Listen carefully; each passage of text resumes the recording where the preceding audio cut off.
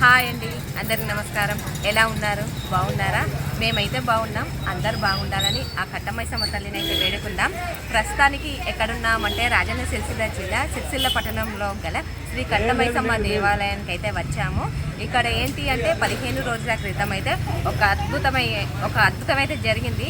ఆ అద్భుతం ఏంటి అంటే ఇక్కడ వేప చెట్టు అయితే సగం వరకే ఉంటుందండి. ఆ వేప చెట్టు అయితే ఆ వేప చెట్టుకు 5 తలలు అలాగే 3 తలల రూపంలో ఇక్కడ నాగదేవత అయితే వెలవడం జరిగింది. ఆ వెలవడానికి బలమైన కారణం అయితే ఉంది.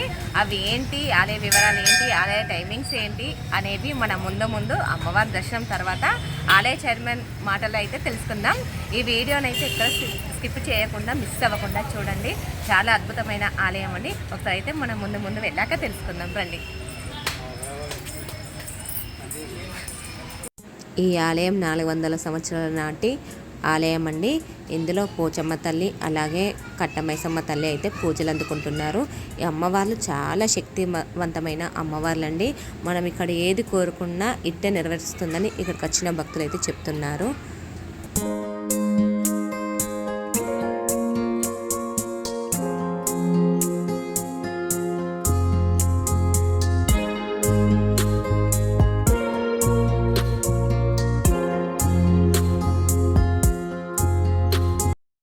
ఇక్కడ ముందుగా అయితే పోచమ్మ తల్లి అండి.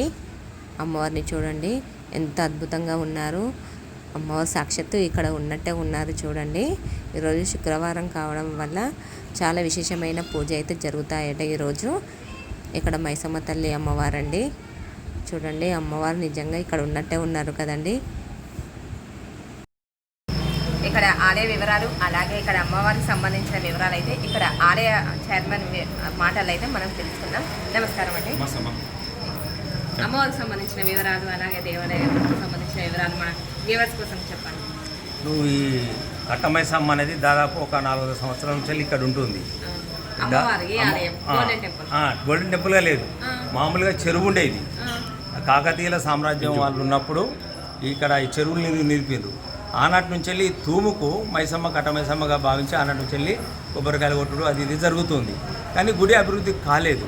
ఇక చెరువు పోయిన తర్వాత మొన్న మేము ఒక 3-4 సంవత్సరాల కింద ఒక ట్రస్ట్గా ఏర్పడి ఈ అమ్మవారిని నిలిపి మరి కట్టమైసమ్మ పోచమ్మ తల్లి గోల్డెన్ టెంపుల్ అని ట్రస్ట్గా చేసి కార్యక్రమాలు చేయడం జరుగుతుంది.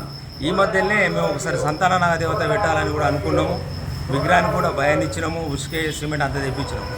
ఇక్కడ ఉన్న కొంత 2 మంది అభ్యంతరం చెప్పడం వల్ల ఆగింది. అయ్యో మరి ఎట్లా ఆగింది, ఎట్లా పరిస్థితి ఏందని అనుకున్న సందర్భాలలో మొన్న 15 రోజుల క్రితము వార్షికోత్సవం చేయాలి గుడిది, 2వ వార్షికోత్సవం. ఆ సందర్భంగా గుడిని మొత్తం దులుపుతున్న సందర్భాలలో అక్కడ మేము ప్రతిరోజు చూస్తున్నాం చెట్టు మొండానికి వేప చెట్టు ఉంటే ఆ చెట్టును కొట్టేసి గుడి కట్టేటప్పుడు అంటే అదే చెట్టుకు 2 నాగుపాములుగా మేము ఏదైతే అనుకున్నామో 5 పడగలది ఒకటి 3 పడగలది ఒకటి 2 నాగుపాములు రూపకాలు వచ్చినాయి. ఇక దాన్ని కూడా ఒకటి రూపకం చేయాలనే ఉద్దేశం కొద్దిగా ఉన్నాము. మరి చాలా మహిమగల అమ్మవారు, చాలా పవర్ఫుల్. కట్టమైసమ్మ పోచమ్మ తల్లి అంటే ప్రతి ఒక్కరికి ఎలాంటి వరాలు కోరుకున్నా కానీ, పెళ్ళిళ్ళ విషయాలలో కానీ, జాబుల విషయాలలో కానీ, చదువుల విషయాలలో కానీ, మార్కులు ప్రతి ఒక్కదంటే చాలా పవర్ఫుల్ అమ్మవారు. చాలామంది వస్తారు. ఇదివరకు కూడా హైదరాబాద్ నుంచి వెళ్ళి అక్కడికి వెళ్ళి సిద్దిపేట కర్మారు జక్కల నుంచి కూడా చాలామంది వచ్చిండ్రు. అమ్మవారిని దర్శనం చేసుకున్నారు. వాళ్ళ కోరికలు నెరవేరినాయట. మళ్ళీ వచ్చి మళ్ళీ దర్శనం చేసుకునే సందర్భాలు బాగా ఉన్నాయి. కాబట్టి మేము అమ్మవారిని బాగా నమ్ముతాం. ఇది వాస్తవ పూజ. ప్రత్యేక పూజలు ఏమైనా ఉన్నాయి ఇక్కడ మన కాలకు సంబంధించిన? అయితే ఇప్పుడు ఏం లేవు. ఇప్పుడు ఆషాఢ మాసం కాబట్టి బోనాలు 1 రోజులు ఉంటాయి. కార్యక్రమాలు 1 రోజులు మంచిగా బ్రహ్మాండంగా జరుగుతాయి. ఆలయ టైమింగ్స్ ఇప్పుడు ఆలయం ఎంతవరకు ఉంటుంది? సాయంత్రం 7:30కు 7 గంటలకు ఆరతి అవుతుంది. సాయంత్రము బంద్ చేస్తాము. పొద్దున 7 గంటలకు మళ్ళీ ఆరతి అవుతుంది. స్టార్ట్ 5:30 నుంచి ప్రారంభమవుతుంది. Thank you. నేను చెప్తాను. ఈ కట్టమైసమ్మ పోచమ్మ దేవాలయము చాలా విశిష్టత కలిగిన ఆలయము, చాలా ప్రసిద్ధి చెందిన ఆలయము. ఇది అమ్మవారు కోరిన వారికి కొంగు బంగారమై నిలుస్తుంది. అమ్మ అంత శ్రేష్టంగా ఉంటుంది. అయితే అమ్మవారు తూముకే ఉండే ఈ తోమగుంట పోయే 4-5 ఏరియాలకు మెయిన్ ఏరియా ఇది. అమ్మవారికి చాలా భక్తులు కోరడము కోరికలు వెంబడే తీరుతాయి. అదేవిధంగా మేము గత 3-4 సంవత్సరాల క్రితం ఒక ట్రస్ట్గా ఏర్పడి 2 సంవత్సరాల క్రితం అమ్మవార్లకు ఆలయాలు నిర్మించినాము. అయితే ఈ సంతాన నాగదేవతను ప్రతిష్ఠిస్తామని అనుకున్న తరుణంలో కొద్దిమంది భక్తులు అభ్యర్థన చేస్తే దాన్ని ఆపినాము. అయితే దానికి ప్రతిరూపంగానే అమ్మవారు ఇక్కడ 3 పడగలు మరియు 5 పడగలుగా కింద వేప చెట్టుకు అమ్మవారు వెలిసిర్రు. చాలా ప్రసిద్ధమైన అమ్మవారండి.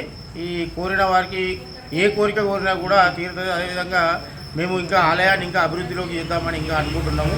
దీనికి భక్తులు కూడా ఇంకా ఎవరైనా దాతలు ఎవరైనా ఉంటే ముందుకు వచ్చి ఆలయానికి సంబంధించిన డొనేషన్ ధన రూపంలో కానీ వస్తు రూపంలో కానీ ఏ రూపంలో ఇచ్చినా కూడా అమ్మవారు వారికి వారి కుటుంబానికి వాళ్ళ వెన్నంటే ఉండి వాళ్ళకు ఆశీర్వాదిస్తుంది.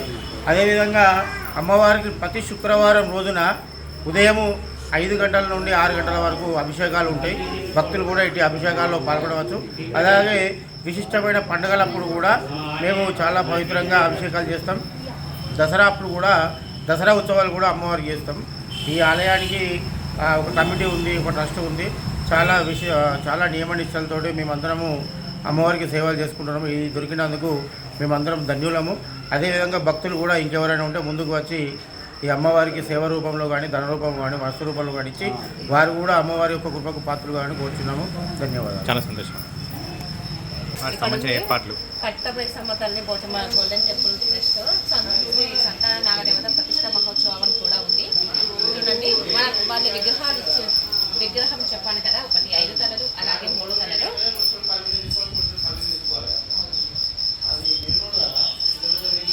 అయితే ఇక్కడ కొంతమంది అయితే అబ్జెక్షన్ చెప్పారట అండి, ఇక్కడ అమ్మవారి సంతాన విగ్రహం ప్రతిష్ఠించడానికి. అయితే ఆగిపోయింది, ఆ మహోత్సవం అయితే ఆగిపోయింది.